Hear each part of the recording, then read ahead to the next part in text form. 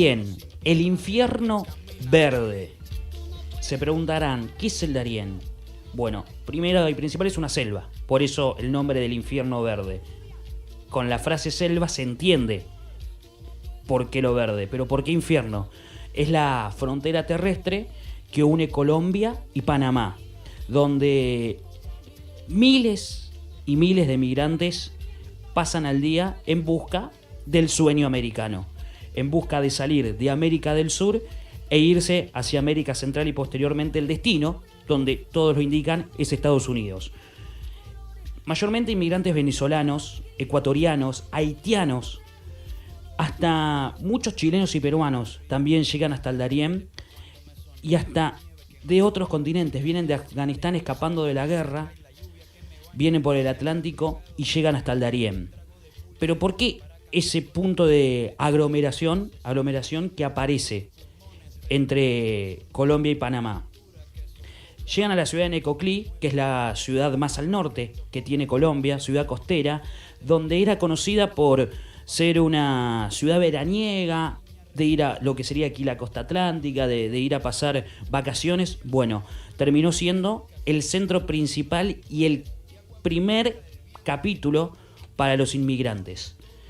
Aproximadamente 1.200 personas pasan por día, e intentan, mejor dicho, pasar por día por el Darién, donde el primer tramo arranca en catamaranes para llegar hacia la selva, donde ya ahí pertenece al suelo panameño. ¿Cuál es el problema de esto? Que al ser una selva es un terreno totalmente peligroso, donde no solo aparecen los peligros de la naturaleza, ya sea los territorios complicados, ya sean cuestiones de animales salvajes, donde habitan pumas, cocodrilos, sino que también hay un negocio ahí. Y el negocio es de mafiosos, el negocio es de gente que se aprovecha de las necesidades que tiene estas personas que quieren inmigrar. Y miren este dato, tenés que pagar $349 para subirte a la lancha, al catamarán. Estás obligado a pagar eso. ¿Por qué? Porque los dueños de estos catamaranes, los dueños de todo esto, si no abonás, no llegás a la selva. Y te obligan a pagar a un guía para que te guíe, obviamente valga la redundancia, por la selva. ¿Qué sucede? No aparecen los guías. Salen las personas del catamarán y las mandan a la selva. Los acompañan unos pequeños tramos y los dejan a merced. Pueden llegar a durar de 3 a 10 días las personas en la selva. Y no solo van mayores, sino van muchos niños, personas con hijos, madres solas con sus 2, 3 hijos, familias completas, obviamente personas individuales que optan por llegar a eso. Y ahí es donde aparece el negocio de todo esto, donde imagínate que 1.200 personas atraviesan promedio por día el Darién. De esas 1.200 personas, en los catamaranes entran aproximadamente 5 o 10 personas.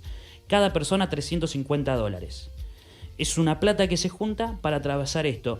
Y en donde encima esto no termina siendo positivo porque es un riesgo para la vida de cada uno de estas personas que intentan pasar. Es un riesgo ya que hay muchas, pero muchas muertes al año, por día. ¿Cómo incrementó el nivel de fallecidos? Decía recién, 180 se registraron en el 2021, 350 en el 2022. Un número que se elevó y que seguramente este año, este 2023, sea aún más alto. Y además, no solo va por las muertes, sino que también en el año 2021 se registraron más de 300 casos de abuso sexual dentro de la selva. Dentro de la selva, estas mafias, estas personas que viven justamente de eso, también, obviamente, son abusadores, son asesinos, son violadores. Y que quede claro esto, ¿por qué? muchas veces no se comenta y no se dice. Vamos a escuchar lo que dice uno de los migrantes que pasaron la selva de Darién. Esta nota fue realizada por una cobertura de Todo Noticias. Carolina Moroso, la periodista, fue hasta el lugar y entrevistó en el predio San Vicente, se llama, al primer lugar que aparece en Panamá, después automáticamente de la salida, a unos 4 metros de la salida de la selva. ¿Cómo fue el Darién? No, mucha resistencia, mucho peligro, mucha responsabilidad mía traerme a los niños por ahí. ¿Qué le dirías a alguien que no está por empezar? No le diría nada. Cada quien tiene que tomar sus decisiones y afrontar las consecuencias. Una decisión que la tomamos nosotros como padres y nos resteamos. Le dimos a ellos que atenernos, pero nunca no llegamos ni un 10% de lo que nos imaginamos. ¿Por qué lo hicieron? No, por una mejor vida. Porque no podemos estar en nuestro país. Porque el socialismo no sirve. Bueno, ahí estaba la declaración, Martín, de lo que hacíamos mención. No se va la gente porque quiere, es porque no puede. Y queda más que claro con el riesgo que asume. Y esta persona justamente había perdido al hijo. Había perdido al hijo porque con la mujer se quedaron en el camino. Sabemos que es muy difícil pasar la selva. Y el hijo terminó avanzando con otra persona que se conoció en la selva. Y el hijo terminó saliendo un día antes que sus padres. Pero tenía que avanzar porque si no se quedaba en el camino. También hay declaraciones en donde padres y madres se suicidan, se ahorcan porque no pudieron dejar con vida a sus bebés atravesando por el Darién. Atravesás muchos ríos, causales de ríos, donde a veces cuando los padres cruzan con los hijos encima, el agua, la correntada, te lleva a tu hijo y los padres no soportan eso y se suicidan en la misma selva. Es algo tremendo. Una última declaración para cerrar el tema. Vamos al Darién. ¿Y qué viviste ahí? Horrible. Una experiencia inexplicable que... Bueno, ¿qué les puedo decir? Una locura. Pero Dios bueno, aquí estamos. Es lo más difícil. No le deseo a nadie cruzar esa travesía, mucho menos con sus niños, poniéndolos en peligro. Personas mayores, vimos personas morir con nuestros propios ojos. Pero más de 15 personas. Niños, personas adultas, personas mayores, con baja de tensión, infartos, que no lograron atravesar el Darién como lo pudimos atravesar nosotros.